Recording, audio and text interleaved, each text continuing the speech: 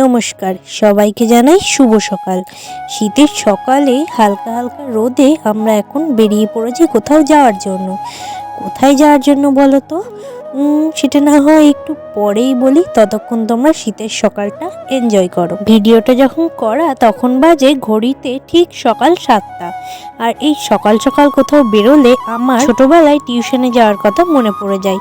সত্যি খুব মিস করি গো সেই সময়গুলো। কথা বলতে বলতে চলে এলাম আমাদের বাড়ির কাছের গুপ্তিপাড়া ঘাটে, যেটা আমাদের বাড়ির থেকে 15 থেকে 20 মিনিট টোটোতে। আমার ইনস্টাতে যারা ফলো করো তারা তো দেখেইছো, এইখানে দাঁড়িয়ে আমি অনেক ভিডিও বানিয়েছি।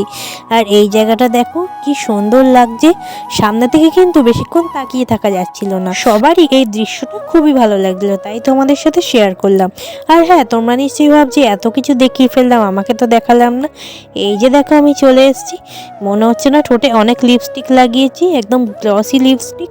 সেটা কিন্তু একদমই নয়, কেন কি জানি এরকম লাগছে। আর এই যে দেখো আমার সাথে আমার মা, আর তো বলাই হয়নি কে কে যাচ্ছি। তার আগে এই যে দেখো আমরা কিন্তু নদী পার করে চলে এসেছি। এবার যাচ্ছি গুপ্তিপাড়া স্টেশনে। তো তোমাদের বলে দিই, আমি আজকে যাচ্ছি চন্দননগরে। হ্যাঁ, জগদ্ধাত্রী পুজোতে যেখানে গেছিলাম সেখানেই, কিন্তু ওই দিন গেছিলাম আমার বাবার মামা বাড়ি, আর আজকে যাচ্ছি আমার কাকির বাপের বাড়ি। দুটো বাড়িই কিন্তু একদম পাশাপাশি। আর কথা বলতে বলতে চলে এলাম গুপ্তিপাড়া স্টেশনে। আর এখানে এগুলো ভারী লাগেজ তোলার জন্য করা হয়েছে, কিন্তু আমার অবস্থা দেখো আমি কিভাবে যাচ্ছি এখান দিয়ে। আমাদেরও নিশ্চয়ই হাসি পাচ্ছে, আমার তো বিশাল হাসি পাচ্ছিল। আসলে আমার এখনো বাচ্চামি করতে খুব ভালো লাগে। যেতে যেতে তোমাদের তো বলাই হলো না আমরা কে কে যাচ্ছি। আজকে যাচ্ছি আমি, মা, কাকা আর আমার দাদা। তোমরা নিশ্চয়ই ভাবছো কাকা যাচ্ছে আর কাকি কোথায়। আসলে আমরা যাচ্ছি কাকির মায়ের কাজের জন্য, বাৎসরিক কাজ। তো কাকি কাজের জন্য অনেকদিন আগে থেকেই সেখানে আছে, আর আজকে আমরা যাচ্ছি। স্টেশনে এসে অনেকটাই টাইম ছিল, আর সেই সময় আমি রিলস বানিয়েছি, তোমরা অনেকেই কিন্তু সেগুলো দেখেছো। তারপরে ট্রেন চলে এলো আর আমরা ট্রেনে উঠে গেলাম। যেতে যেতে একটা কথা শেয়ার করি তোমাদের সাথে। আমার না সকালে উঠে কোথাও গেলে খুব শরীরের মধ্যে খারাপ করে। কখনো মনে হয় পেটে ব্যথা করছে, কখনো মনে হয় বমি বমি পাচ্ছে। তোমাদের কার কার এরকম হয় আমাকে জানাবে। এই যে দেখো ট্রেনে উঠে বসার জায়গা পেয়ে গেছি, তবুও আমার কেন কি জানি শরীরটা প্রচন্ড খারাপ করছিল। সাথে আরো একটা কথা শেয়ার করি, আগেরবার যখন চন্দননগর যাচ্ছিলাম তখন আমরা আসা যাওয়া দুবারই লেডিসে উঠেছিলাম, কিন্তু উঠে যেটা দেখলাম যে কেউ কারোর জায়গা ছাড়বে, এমনকি ট্রেনের 4 নম্বর জায়গাটাও ছাড়বে না। একটা সিটে 3 জন বসছে, তাও খুবই কষ্ট করে। কিন্তু এইবার আসা যাওয়া দুইবারই জেনারেলে উঠে দেখলাম শুধু মেয়েদের নয়, প্রতিটা ছেলেকেও বসার জায়গা করে দেয় তারা, যদিও বা সবাই সমান না।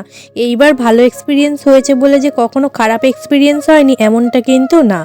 খারাপ এক্সপিরিয়েন্সও হয়েছে, সেটা না হয় অন্য কোনো দিন বলবো। এখন আমরা চন্দননগরের খুবই কাছাকাছি চলে এসেছি। গুপ্তিপাড়া থেকে চন্দননগর যেতে 1 ঘন্টা 15 কি 20 মিনিট মতো লাগে। আর আমি বসে থাকতে না পেরে একটু যাতে হাওয়া লাগে তাই দরজার কাছে এসে দাঁড়িয়েছি। দেখো দেখতে দেখতে আমরা নেমে গেছি মানকুণ্ডু স্টেশন। আর এসেই আমার খিদে পেয়ে গেছিলো বলে আমি খেয়ে নিলাম এই কেকটা। আমি তো রোল কেক বলি, তোমরা কে কি বলো এই কেকটাকে আমাকে কিন্তু অবশ্যই জানাবে। আমার বিশাল ভালো লাগে এই কেকটা খেতে। বলা চলে যতবারই এখানে আসি স্টেশনে নেমে আমার প্রথম কাজই থাকে এইটা খাওয়া। আর দেখো ট্রেন জার্নি আপাতত শেষ বলে আমার মুখে হাসি ফুটে গেছে। পিছনে যাকে দেখছো সেটা হচ্ছে আমার দাদা। আমার দাদা মানে আমার কাকার ছেলে। আর স্টেশন থেকে 2 মিনিট টোটো করে আমরা চলে এসেছি কাকির বাপের বাড়িতে। এই জায়গাটাতে অনেক ছোটবেলায় এসছিলাম, তাই খুব অচেনা লাগে। জগদ্ধাত্রী পুজোর সময় এসছিলাম এই জায়গা থেকে আর একটুখানি দূরে। তো এইখানে দেখো প্যান্ডেল করা হয়ে গেছে। তো এই ভিডিওটা অনেকটা বড় হয়ে যাচ্ছে বলে আমি এই অবধি রাখলাম। এখানে দেখো একটা ম্যাও পুষি। পরের পার্টটা কিন্তু কেউ মিস করো না, সেটা খুবই ইন্টারেস্টিং আর অনেক কিছু আছে। দেখা হচ্ছে খুব তাড়াতাড়ি পরের পার্ট নিয়ে, ততক্ষণ টাটা।